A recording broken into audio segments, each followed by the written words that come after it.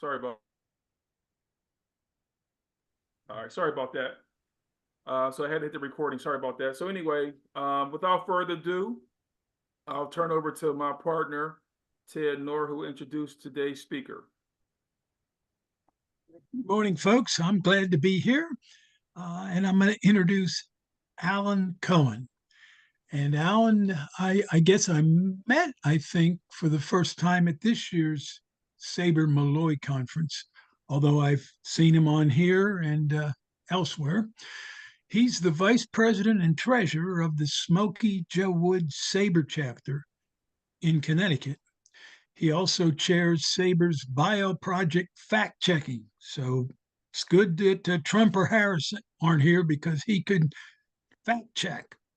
He's also a data caster for the Hartford Yard Goats, and his bios, game stories, and essays have appeared in over 70 SABR publications. And near and dear to my heart, he finished fourth in this year's SABR Malloy Significa contest, and it's my understanding that one of the final three has retired. So Alan is in the catbird seat for this year's Significa contest. It's all yours, Alan. Okay, thank you very much, Ted. I have been working on Josh Gibson for a while now, and let's get into it.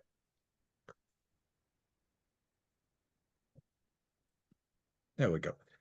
This is Josh Gibson in 1937.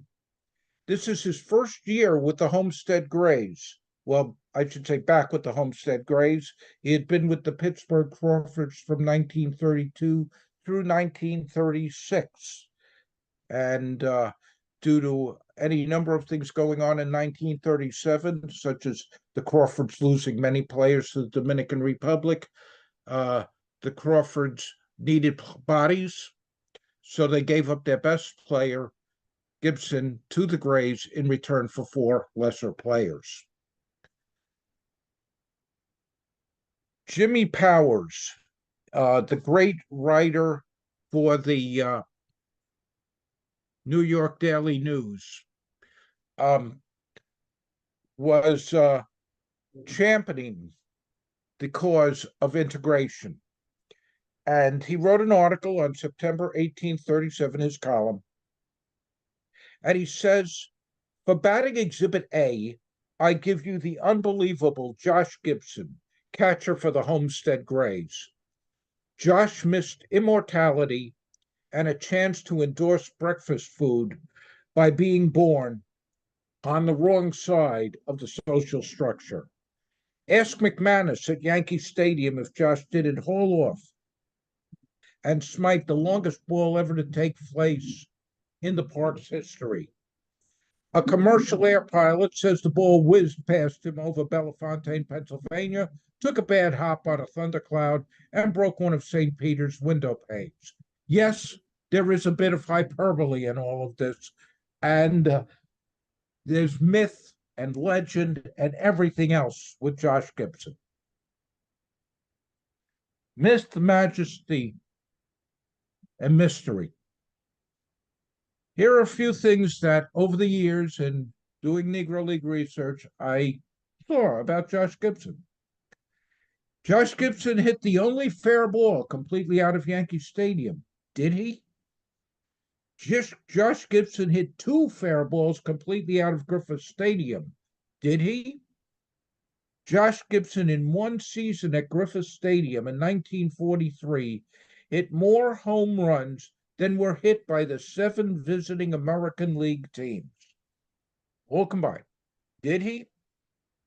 Josh Gibson homered in every big league ballpark in which he played, and he played in 20 of them. Did he? And Josh Gibson hit 800 home runs. It says so on his Hall of Fame plaque. Did he? Even his first appearance was somewhat of a mystery. But before we go to that first appearance, let's say something about the record. Josh Gibson has hit 419 home runs. Subject to our finding more, And interestingly enough, that number, when I originally did this presentation earlier this year, that number was under 400. So we keep finding home runs all the time. In 1943, Gibson had 10 homers at Griffith Stadium in 38 games. The visiting AL teams had 14, and they played twice that number of games, and everybody was hitting. The Washington Senators had only 9 homers, which was a big year for them. He had 29 career home runs in approximately 160 games at Griffith Stadium, and only one. That was on July 16th, 1939, when completely out of the park. And he led the Negro League, National League in homers 11 times. Per seam heads, he had 246 homers. And his all-inclusive career batting average was 366 in 939 games.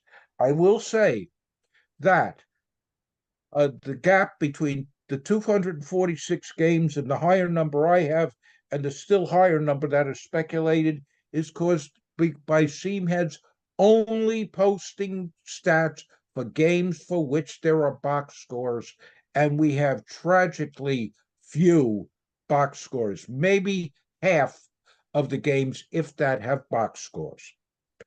The answers to the other questions that I've posed will come as we take a tour throughout the big league ballparks in which Josh Gibson played. Here's the itinerary. I'm sort of like a tour guide here. We're going to start at Forbes Field in Pittsburgh, a home of the Homestead Grays, or one of the homes of the Homestead Grays. And then we're going to wind up in Comiskey Park, home of the East-West game for many, many years. Well, it all started for Josh Gibson with the Homestead Grays in 1930. Legend says he came out of the stands to replace Buck Ewing, who had been injured on July 25th, 1930. Another story said he was in the ballpark, in the dugout, but wearing street clothes. And some say he made his debut in another game. It really isn't known specifically what happened. Much speculation. On July 25th, in that game at Forbes Field, the Grays beat the Monarchs 6-5. It was the second night game in the history of Forbes Field, the first game having been between the Monarchs and the Grays 1 week earlier. On August 22nd, 1930, Josh Gibson had his first home run with the Grays. It was off Albert Davis of the Detroit Stars in a game in Akron at League Park, the AAA or AA ballpark, minor league in Akron. It was one of 7 homers that he hit in Akron, making it one of his favorite stops. On September 13th, 30, he had his first Forbes Field homer. He homered twice in a doubleheader that day. It's not here, but on September 15th, he hit a home run too, which was I just recently discovered. Seamheads recently discovered it. And on the eve of the Malloy Conference, as a matter of fact. It was hard to find the article. The game on September 15th took place in Wilmington, Delaware, and the article in the Pittsburgh paper said that the Pittsburgh catcher had hit a home run, did not mention him by name. That would end very shortly. Gibson had 9 home runs in 1930, and he homered 14 times at Forbes Field, which made it Forbes Field his 3rd most productive ballpark for home runs. At the end of the 1930 season, the Lincoln Giants played the Homestead Grays in a series for a championship series. Neither team was in a league that year, although the Negro National League did play that year. But both Homestead and Lincoln were barnstorming teams. The teams played 10 games against each other, starting at Forbes Field in Pittsburgh and ending up at Yankee Stadium. The 2 games at Forbes Field, the Grays won them both. In the opener, Oscar Charleston homered, and in the second game, Gibson homered and tripled, and the Grays won it in 10 innings, 17-16. The teams split a doubleheader on September 21st at Yankee Stadium, where Gibson singled and doubled, and then they went on to Philadelphia. And Josh Gibson became known over the next couple of days to the greater public. He hit 2 big home runs. He was only 18 years old. On September 25th in Philadelphia, and this is per the Philadelphia Tribune, he hit the longest home run ever seen at Bigler Field, located 13 Straight and Bigler Streets, the ball clearing the left field fence and even the roofs across Bigler Street. On September 27th at Yankee Stadium, Gibson hit the longest home run, this is per the Baltimore Afro-American and other black weeklies, the longest home run that has been hit at the Yankee Stadium by any player, white or colored, all season. Now, this is the big home run they talk about. Did it go out of Yankee Stadium? There is no conclusive evidence that the ball went clearly out of Yankee Stadium. Indications are that it landed at the rear of the bleachers and either bounced into the visitors' bullpen or over the rear fence and out of the ballpark. Again, we just don't know. More about that home run. The Grays won the second game of the doubleheader against the Lincoln Giants on September 27th to go up 5-3 in the series. In the first inning of that second game against Connie Richter, Gibson hit the home run into the bleachers. It was his 4th homer of the 10-game post-game series and his 2nd at Yankee Stadium. He had hit one in the first game that day. The home run, the longest ever hit at Yankee Stadium. He was the first player ever to hit the ball into those bleachers, which were more than 450 feet from home plate. Babe Ruth didn't put a ball there. He hit his balls to right field, same with Gehrig. Even when I was a kid growing up, it was rare for a ball to go into those seats. The next person to hit a home run into those bleachers was Hank Greenberg around 1937 or 1938. On September 28th, the Grays won the championship. Again, they were playing at Yankee Stadium.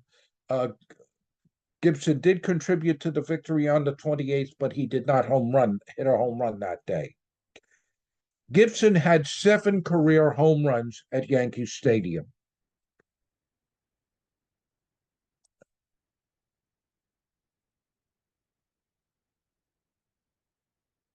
We're going to go the next stop on this tour, by the way, and Gibson now had homers in 2 big league ballparks, Forbes Field and Yankee Stadium. The next stop was Cleveland Stadium. It was built in 1931. The first ball game played there was between the Homestead Grays and the Kansas City Monarchs. The Grays won 9-1 on August 30th. On August 4th, a team with the best players from the Grays and the Crawfords played in Cleveland Stadium against a team of white players advertised as the American League All-Stars. Well, they really weren't quite the American League All-Stars. They had a couple of players who played in the American League, but most of the players were semi-pros. They weren't that good a team. The Grays Crawford team won 18-0, and Gibson hit the first 2 home runs in the history of Cleveland Stadium. He now had homers at 4 big league ballparks. I guess I missed one in here, but we'll get to it. The other ballpark in Cleveland, the Crawfords with Josh Gibson played the Chicago American Giants at League Park, also used by the Cleveland Indians. The Indians used both League Park and Cleveland Stadium through 1946. Josh Gibson homered in the ninth inning of that game on July 23rd, 1930, to tie the game, and the Crawfords won it in 12 innings. In that game, he hit for the cycle, 2 singles, a double, a triple, and a homer, and he walked in the game.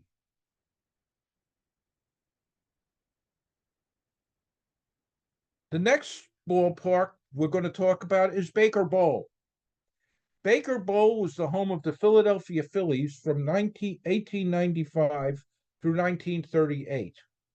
Most black ball games in Philadelphia were played at Parkside Field, which was at 44th and Parkside, or Passon Field, located at 48th and Spruce. Gibson had 16 home runs at Parkside, and making it one of his biggest locations. The Crawfords first played at Baker Bowl on July 10th, 1934. And on August 20, 1934, in the first game of doubleheader, Gibson hit 2 home runs and drove in 7 of his team's runs in an 8-2 win against Philadelphia. Josh Gibson was now up to 6 ballparks. A new team at Ebbets Field and a new ballpark for Josh to play at. Abe and Effa Manley started the Eagles in 1935. The Brooklyn Eagles played their home games at Ebbets Field. Josh Gibson first played at Ebbets Field when he was with the Crawfords. On July 14th, 1935, Josh hit a home run when the Crawfords defeated the Eagles in the first game of a doubleheader, and Gibson was now up to 7 big league ballparks. As for the Eagles, they moved to Newark in 1936 and were a great Negro League team in Newark from 1937 through 1948, when the Manleys sold the team. The Crawfords. The Pittsburgh Crawfords won the National League, Negro National League title in 1935. And during that season, Josh Gibson homered in still another big league ballpark. This ballpark was Borchert Field. Borchert Field in Milwaukee had been used for 20 games by the American Association's Brewers back in 1891. For the next 60 years, it was used for minor league games and Negro League games on occasion. Josh homered there on August 28, 1935, against the Chicago American Giants as they were barnstorming. In 1937, Josh Gibson, after 5 seasons with the Crawfords, was back with the Grays. From 1937 through 1945, the Grays won the Negro National League pennant 8 times in 9 seasons. And he hit homers in even more ballparks, 2 in 1937. These are the 2. American Giants Park in Chicago and Oriole Park in Baltimore. Now, that Oriole Park obviously does not look much like the current version of Orioles Park. American Giants Ballpark in Chicago, it was used by the Chicago White Sox when they were first in the American League. It was called Southside Park in those days, and the White Sox played for 10 years there before they moved to Comiskey Park. And the local black teams took over that ballpark after the White Sox left. When Gibson played, it was called American Giants Ballpark or Cole's American Giants Ballpark. He hit a home run there on August 29th, 1937, off Willie Cornelius in the 6th inning of a first game of a doubleheader with the American Giants. He also tripled in the fourth inning as the Grays won 4-2. And he was up to 9 ballparks. And he would add the next ballpark very quickly. It was at Oriole Park. Now, 1914 and 1915, it was called Terrapin Field, and it was used by the Federal League team. In 1916, the minor league Baltimore team moved in there, and it became known as Orioles Park. That was the team owned by Jack Dunn, and it was the dynasty team of the early period of the International League. Negro League games were played there on occasion, but most Negro League games were played at Bugle Field. On September 26, 1937, 2 games of a year-end series between the Grays and Chicago were played in Baltimore. In the first game, Gibson homered and tripled, but the Grays lost. But the Grays did go on to win the series, and he was up to 10 ballparks. The Homestead Grays traveled to upstate New York during the season. They did this quite often, and they played at Offerman Stadium. Offerman Stadium was originally called Olympic Park and later called the Buffalo Baseball Ballpark. It was a big league ballpark in 1890 when the Players League used it for their home games. Gibson first played there with the Crawfords in 1936, and he homered there twice with the Grays on August 3rd, 1938, as they beat the Eagles 20-8. And again, it was a single, 2 doubles, and 2 home runs. How did Josh do in New York City? There were 3 big league ballparks in New York City when Gibson played. He hit 7 homers at Yankee Stadium, we've discussed. His second and last homer at Ebbets Field came in 1942. And the Polo Grounds is the next one. He hit his first homer at the Polo Grounds on July 25th, 1943 against the Philadelphia Stars.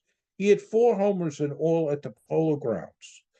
And in New York, there was baseball all over the place. Dyckman Oval was used by the Negro Leagues until 1938 or so, and he had 5 home runs there.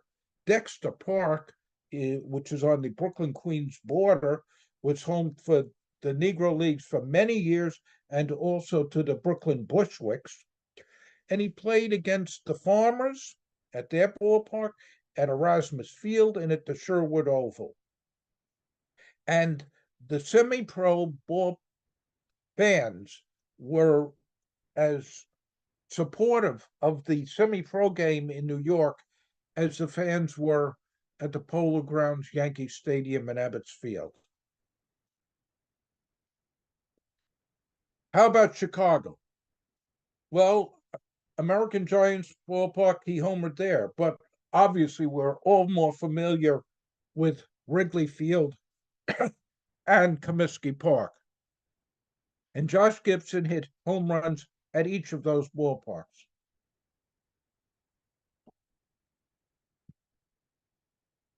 Wrigley Field.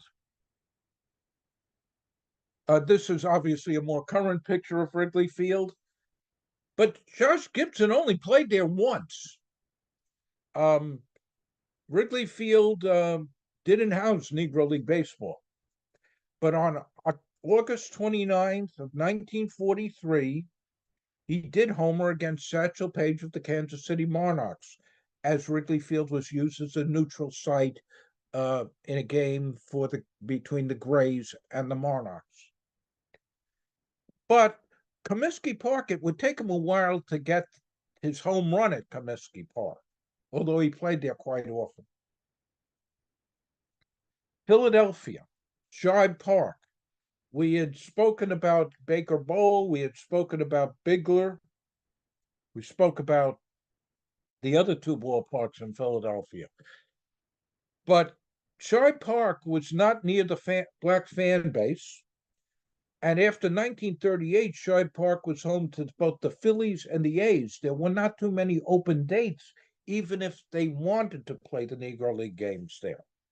But on July 18th, 1944, Gibson hit a 3-run homer at Shibe Park as the Grays beat the Elite Giants 11-4. It was reported in the Philadelphia Inquirer that Gibson had now homered in each big league ballpark in which he had played. The announcement, unfortunately, was premature and also didn't include all the ballparks in which he had homered. We have here the scorecard from that game on July 18th, 1944. And if you look down, you see the Grays lineup by Cool Papa Bell, Jerry Benjamin, Sam Bankhead, Buck Leonard, then Gibson, and the rest of that lineup. It was a great lineup for a great number of years. You see a star next to Gibson's name. He hit the home run in the first inning. Playing for the Baltimore Elite Giants, Henry Kimbrough, Tommy Butts, George Scales, and batting fourth, Roy Campanella, who was just a young man at the time. He had made his debut at the age of 15 with the Elite Giants back in 1937. So we don't have that many scorecards, but we have this one. Okay, travels to Alabama. When Gibson played, Negro League teams, for the most part, played in the industrialized North. You had two teams, Negro American League teams in the South, the Birmingham Black Barons and the Memphis Red Sox. The Black Barons were a force from 1937 through 1960. They played at Rickwood Field. I was asked once, did Gibson hit a home run at Rickwood Field? I said, yes, that home run came on September 17th, 1944, and it was in the Negro League World Series. The Negro League World Series went to any number of ballparks, and that year they began the Negro League World Series at Rickwood. It might have been Gibson's first game ever at Rickwood Field, and he homered. And of course, this year they did have the ceremony in June at Rickwood Field. We can't forget the Motor City, but no games involving black players were held at Briggs Stadium, home of the Tigers, until the 1940s. Josh Gibson played there for the first time on September 4th, 1944, but beyond the scores, details of that doubleheader are not available. The Cubans swept the Grays as Pat Scalberry and Louis Tiant were the winning pitchers. Gibson next played there on June 3rd, 1945. The Grays defeated Baltimore, and he homered that day in the second game of the doubleheader. And then it was back to Comiskey Park. Gibson had played at Comiskey Park quite often. He played there in 9 East-West games. He had 14 hits and in 29 at-bats, 483 batting average. He hit one to the deepest part of the ballpark, but it just didn't go out. It went for a double, and that was in 1938. But he had never homered there. On July 21, 1946, Gibson hit a home run in the 6th inning to tie the game at 3-3, and the Grays went on to win it. And that brought the count to 18 ballparks for Josh Gibson. But there were 2 ballparks in which he did not homer. Crossley Field, we just don't know if he did it. Leo DeRocher had said that Gibson homered there in a barnstorming game in the 30s, but we don't have the details. We don't have the documentation. It said he homered there on October 4th, 1933, but researchers have yet to find the details. He may have hit there a homer there on August 26th, 1943. The Grays scored enough runs. They defeated the Atlanta Black Crackers in an exhibition game, 14-6. But again, we do not have the details. Muehlebach Field in Kansas City, which became a big league ballpark after Josh Gibson played there. On July 17th, 1930, the Grays and the Monarchs played a series of games that took them to 10 ballparks in Pennsylvania and Ohio. Then they traveled to Kansas City. They played 3 games in Kansas City at the beginning of August, but Gibson did not hit a home run. The only other time Gibson played in this ballpark was during the 1942 Negro League World Series. He did not homer then either. And as we know, in 1955, the ballpark became Kansas City's municipal stadium, and the A's played there for 13 years. And since 1995, Kansas City has been the home of the Negro League Baseball Museum.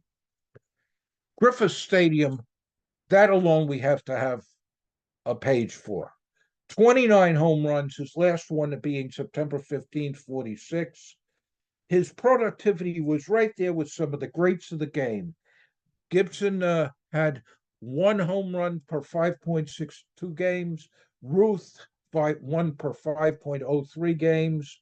Colavito was the most productive, 1 per 2.375 games.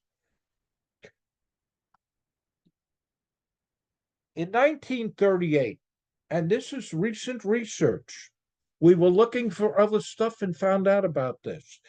Josh Gibson homered 4 times in a game at against the Memphis Red Sox in Zanesville, Ohio, July 28, 1938. And by the way, that achievement is now included at the Hall of Fame, where they showed the players who homered 4 times in a game. We don't have a box score for the game. And the article there interestingly said that in a season, Gibson collected an average of 10 4-baggers per week. Well, no, he never averaged anywhere close to that. But he did have 10 home runs in 9 games during a week from July 23rd through July 30th, 1938, all against the Memphis Red Sox, during the barnstorming tour from Monessen, Pennsylvania, to Dayton, Ohio, Zanesville, Greensburg, PA, and Middletown, PA. 1943, we talk about that great season he had. But there's more of 1943. He had a pretty good batting average that year. Nobody has ever hit more than 466 in a regular season. That is the all-time record. He drove in 112 runs in those 70 games he played in that season. And Gibson's total home run count in 1943 was 25. And he played in other ballparks, as we know. He played at Greenleaf Field, which was the home of the Crawfords. He hit 31 home runs there. He homered at 112 ballparks in all. I was thinking of saying from Natchez to Mobile, from Memphis to St. Joe, but Memphis was the only place he homered in amongst those 4 places. He had more home runs at night than anybody else, black or white, until well into the 1950s. In his last year, it was 1946. As we've mentioned, we don't have an accurate count. Per seam heads, they included 44 of his Mexican League home runs, and he played those in Mexican League in 1940 and 1941. Interestingly enough, he came back to the United States in 1940 for 1 game at Griffith Stadium in August, and he hit a home run in the doubleheader. It is amazing. He'd play in a ballpark once and a homer there, be it St. Louis, be it Chicago. It is just phenomenal. We don't know all the home runs. He's at 419. Per seam heads, his all-inclusive career batting average was 366 in 939 games. Baseball Reference only includes his Negro League games and does not include his games in 1930, 1931, and 1932, where his teams were playing independently. So his regular season was 373, according to what's out on Baseball Reference. Here is Gibson's home runs by year. He started with, in 1930, he only played the end of the season. He had 9. 1931, he had 42, many of them in barnstorming games. In the U.S., his biggest home run year, according to what I found, is 1938 when he had 36. In foreign countries, he had 13 in Puerto Rico and 41 and 42 in 41-42. He had 6 in 1939-40. He also homered in Venezuela. He opened in Cuba. He homered in the Dominican Republic. His overall stats in seam heads, as I said, 366 batting average. That only includes games for which they have box scores and are league games.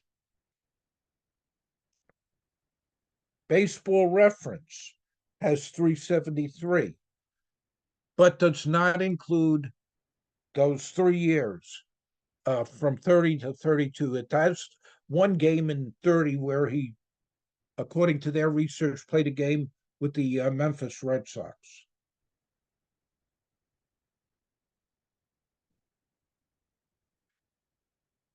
The independent Negro League games for Josh Gibson from 1930 to 32, his overall average in those 3 years was 328.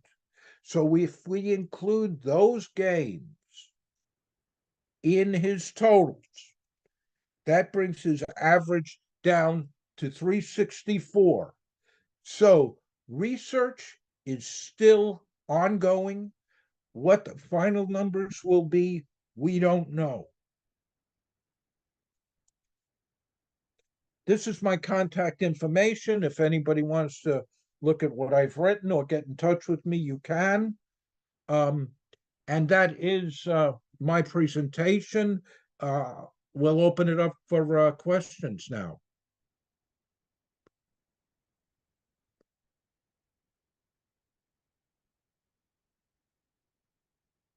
You're muted, Ted. You're muted. Oh, I'm muted? Ted is. Oh, Ted is.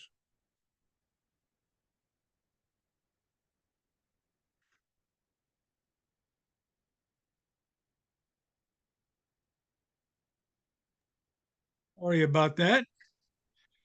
And what I was saying was I have yet to visit the question. So I'm going to do that right now, but I'm going to give Alan a question of mine, and I'd love to hear his answer. And I'll be back with questions. If baseball was integrated in 1930 and Josh Gibson enjoyed a 17-year career in the majors, how many home runs do you think he would hit? And do you think he would remain as a catcher? As for his remaining as a catcher, probably, but you can't tell what happened. There were a couple of real good catchers on the teams where he played. Ewing and the Crawfords. When he was with the Grays, Tommy Dukes was with the team. He took over when Josh Gibson went to the Dominican Republic for 5 weeks in 1937, and hit 7 home runs. So, and his backup catcher Gaston was very good. So, and Gibson did play a lot in the outfield, but I think he would have been primarily. Here's a question. And how many home runs would he have hit? At least 500. At least 500. you can't tell what would have happened. He had a weakness in a way. He was a dead straight ahead out hitter. In the ballparks that they played in those days had deep center fields, Polo Grounds, Yankee Stadium, uh, the White Sox ballpark. That if he were a pull hitter, he would have probably gone over 600 home runs easily. But hitting it to straight center field, a lot of balls stayed in the ballpark that would have gone out in current ballparks. This isn't a question, but I have to read it because Nick is oh so right. Nick says, Alan, thank you for an outstanding presentation. I can't even imagine the time and effort you spent on all your research. Any comments there, Alan? Yeah, I speak about this. I have over here a few books. It all started for me, my research, with my book, with our book, Bittersweet Goodbye, about the 1948 season. And then I started doing ballpark stories. And it was with the ballpark story on Shibe Park here that I read about his supposed having hit home runs in all of those ballparks. And I then in 2020 started Gibson in earnest, and I was privileged to write the story for Gibson here. But I would like to speak a little bit outside the box about what happened in 2020 because it deserves mention. 2020 was the year of the pandemic. I had proposed talking about Gibson at the convention. I did my work on March 8th. I was in Florida in a hotel room. Said it was the deadline for submitting abstracts. So I submitted 4 abstracts, one about Gibson, and started to do some work on Gibson. Ultimately, another one of my abstracts was selected for what became a virtual meeting in 2020. And then I submitted my article to the BRJ. Sometime between when I submitted my article to the BRJ in early May until the vinyl version got done in September, things happened in this country that shed light on any number of issues inside and outside of baseball, including the momentum to say the Negro Leagues were major leagues, etc. So my story became the cover story, which was a shock to me. And Gary did a great piece of work on the art. And then after determining where he hit the home runs in the big league ballparks, then the count began. And I have a spreadsheet, a game log. I have 1,700 games played by the Grays and the Crawfords during the time he was with them. He did not play too much with barnstorming teams. He did not play in California with the California Winter League. So the furthest west he ever hit a home run was in Texas and Oklahoma during exhibitions. So the research goes on. I'm with Retrosheet. We are soon with Retrosheet going to do 1936. We're going backwards. So I'm quite sure Tom Stress will find some more games in 1936 that I haven't found yet.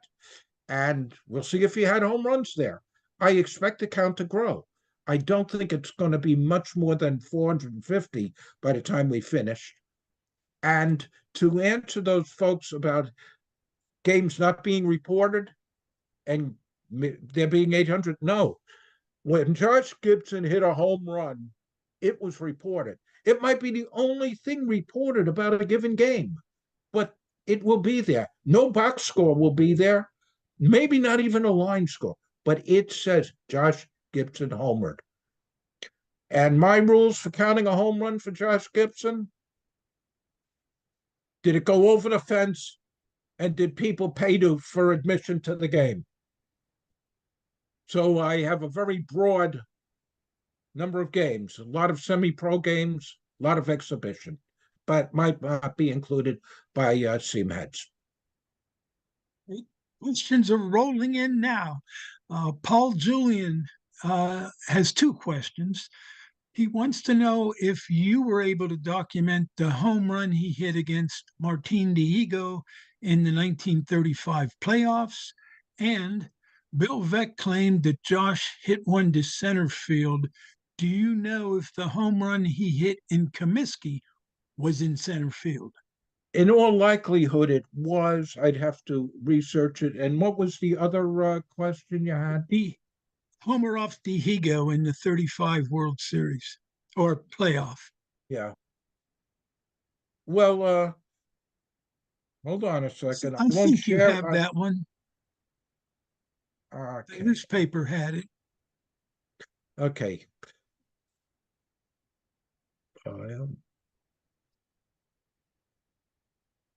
Hopefully you're not seeing what I'm doing now, but if you are, you are.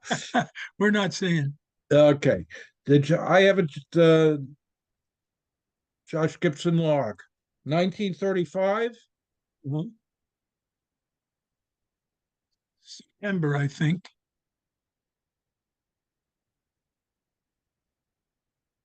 And when who was Diego with? He was with the Cubans, There right? were Cubans in the playoffs. He hit one on September 23rd, 1935. Let's see. No, they played. The latest home run I have him. Oh, and then some other clown named Dixon hit a home run that day too. He hit a home run with the Crawfords against the Cubans at 44th and Parkside in Philadelphia. And as I say, on that day, Oscar Charleston hit a home run, Rap Dixon hit a home run, and Clyde Spearman hit a home run. I do not know if on that day Diego was pitching or not. Okay. And then Michael Marsh has a question. Yeah. And this is a tough one because you never saw Gibson bat. However, does his batting style does Gibson's batting style remind you of any current or past major league player? Tough to say. You know, it was a fluid swing, akin to Mantle hitting right-handed, and it's powerful. I guess that answers the question. Akin to Mantle. I don't have any more from the audience, but I do have one for you. More, Ted. If not, we'll just go ahead and get ready for next time. But we'll take one more if anybody has one more. Yeah, and I have one. So I ask everybody this, and you might as well take a crack at it, Alan. Yeah. And you wouldn't have an answer unless you've thought about it. But how many Negro League players, in your opinion, should be in the Hall of Fame? There are 137 traditional major leaguers who played prior to Jackie in the Hall. How many Negro leaguers do you think should be in? I would say at least 25, probably. I would. There's 30. There's 28 now. Yeah, there's 28 now. I would say doubling that is not unconscionable. And we all know we had the Malloy Conference.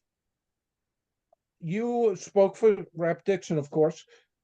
That session you did, 2 other players were recommended. In the afternoon, 2 other people, I won't call them players because one was the Rabbit, Martinez, and the other one was the owner, J.B. Martin, who should definitely be considered. I think the Radcliffe brothers were very good. Out on the SABR Bio-Project, we have a bio of Sammy Hughes. It's an excellent bio. I really forget who wrote it, and made a very valid argument for Sammy Hughes to be in the Hall of Fame. So it's not going to be easy. I'll tell you right now, we are at a situation with the Hall of Fame. They like breathing people. That's the Hall of Fame. So now the Veterans Committee is anything prior to 1980, which is outrageous. I feel that Doc Adams should be in the Hall of Fame and should have been on the ballot the last time he was eligible, but he wasn't. And selecting people prior to 1980, you're going to be leaving off a whole lot of good and worthy people, black and white, by doing it. And it's regrettable that the Hall of Fame has taken that step. Thank you, Alan. That was just the answer I was looking for. Thank you. So yours, Sean. All right, hey Alan, thanks again. Great presentation. Learned a lot about Josh, and I hope everybody else did. As we wrap up, again, thank everybody for joining us. Our next presentation will be December 14th. Originally was December 7th. Gary Ashwell asked us to move it back to the 14th. So our last speaker will be Gary Ashwell from Seam Heads. Please join us then. And that will be December 14th. And again, as I said before, if there's anyone on here who would love to be involved in our speaker series for next year, please reach out to myself, Ted, or Tom Kern. Or if you know anyone who may be interested in being a speaker next year, please reach out to us. This recording will be sent to Alan. So if anybody wants to see this again, please contact Alan Cohen through either social media or through his contact information right here. So everybody enjoy the rest of your day, and hopefully Great job. I will see you in December. Thank you. Thank you. Alan, stay on. Yeah.